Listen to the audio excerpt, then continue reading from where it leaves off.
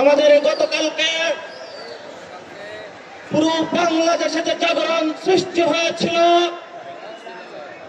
হাজারো শহীদ এবং আহতদের রক্তের উপরে দাঁড়িয়ে আমরা যে বাংলাদেশ বিনির্মাণের স্বপ্ন দেখেছিলাম, সেই স্বপ্ন গাথাগুলোকে একটি ঘোষণাপত্রের মধ্যে লিপিবদ্ধ করতে চেয়েছিলাম। সারা বাংলাদেশে যখন ছাত্র জনতার গণজাগরণ উঠেছিল, বর্তমান সরকার ছাত্র জনতার সেই দাবির মুখে গতকালের রাত্রে বাংলাদেশের সকল দল পক্ষকে নিয়ে একটি ঘোষণাপত্র বাংলাদেশকে উপহার দেওয়ার জন্য প্রেস রিলিজ দিয়েছেন। এটা আমাদের অর্জন।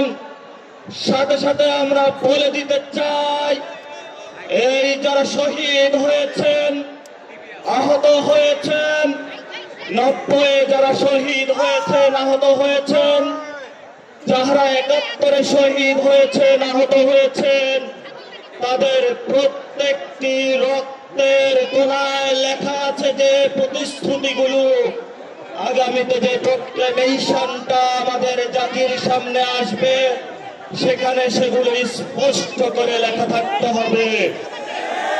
যদি আমরা আমাদের ন্যায্যতার ভিত্তি, আমাদের রক্তের কথাগুলো, আমাদের গায়ের চোখ হারানোর কথাগুলো, আমাদের গায়ের হাত হারানোর কথাগুলো, যারা অঙ্গহানি হয়েছেন, সেই কথাগুলা যদি আমরা অক্ষরে অক্ষরে যেই প্রোক্লেমেশন আমাদের সামনে আসবে, আমরা যদি লিখিতভাবে সেগুলো জাতির সামনে না পাই, এই 24-এর গণঅভ্যুত্থানের বাগের বাচ্চা এবং বাগিনীরা সেই প্রোক্লেমেশন মেনে নিবে না। আমরা এই শহীদ মিনার থেকে ঘোষণা করছি, আমাদের এই প্রোক্লেমেশনের মধ্যে বাংলাদেশের যে গত 53 বছরে যে প্রতিষ্ঠানগুলো ভেঙে পড়েছে, সেগুলো সংস্কারের ইঙ্গিত থাকতে হবে। আমরা আরো ঘোষণা করছি, বাংলাদেশ স্বাধীন হয়েছে 24-এ নতুন করে।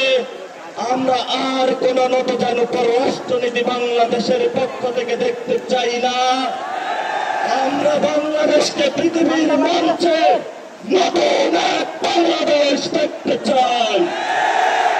এই বাংলাদেশের মধ্যে কোন রাষ্ট্রের চোখ রাঙানি চলবে না। এই বাংলাদেশের মধ্যে কোন শহীদ, কোন আহতের প্রতি চোখ রাঙানো চলবে না। আমরা এমন একটি বাংলাদেশ দেখতে চাই, এই বাংলাদেশের টেন্ডারবাজি, চাঁদাবাজি চলবে না।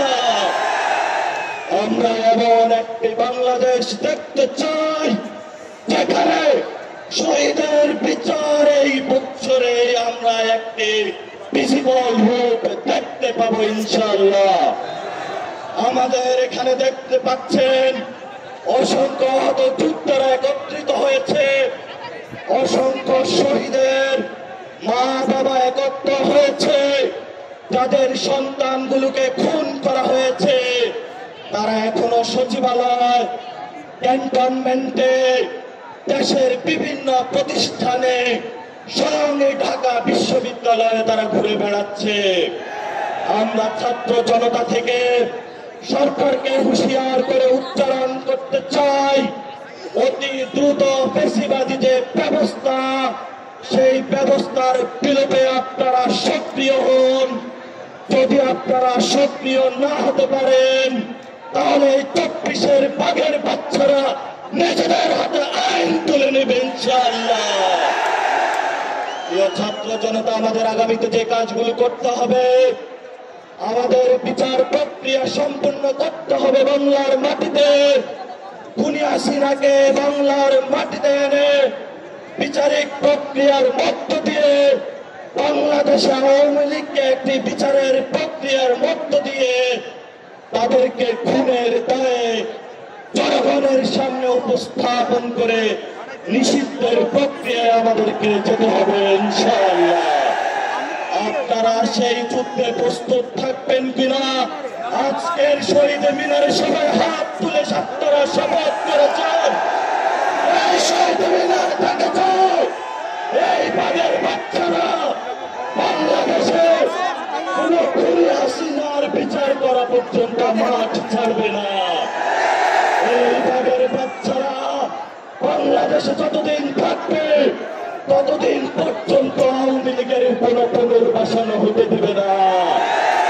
এই বাগের বাচ্চারা বাংলাদেশে যতদিন থাকবে ততদিন আমরা বিচার এবং সংস্কার প্রক্রিয়া শেষ করে ছাড়বো ইনশাআল্লাহ। আপনাদের জয় হবে। লড়াই শুরু হয়েছে, লড়াই চলবে। যারা বিভিন্ন দেশের আনাচে কানাচে থেকে আজকে উপস্থিত হয়েছেন আপনাদেরকে আমরা অভিনন্দন জানাচ্ছি।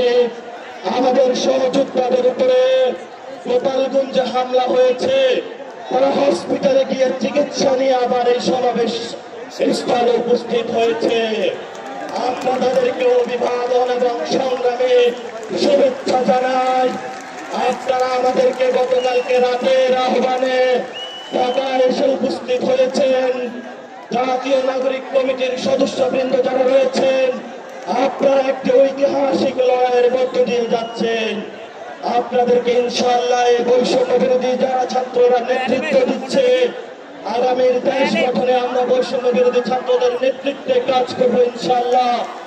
বাংলাদেশ ইনকিলাব জিন্দাবাদ, মুজিববাদ মুর্দাবাদ। আসসালামু আলাইকুম ওয়া রাহমাতুল্লাহ।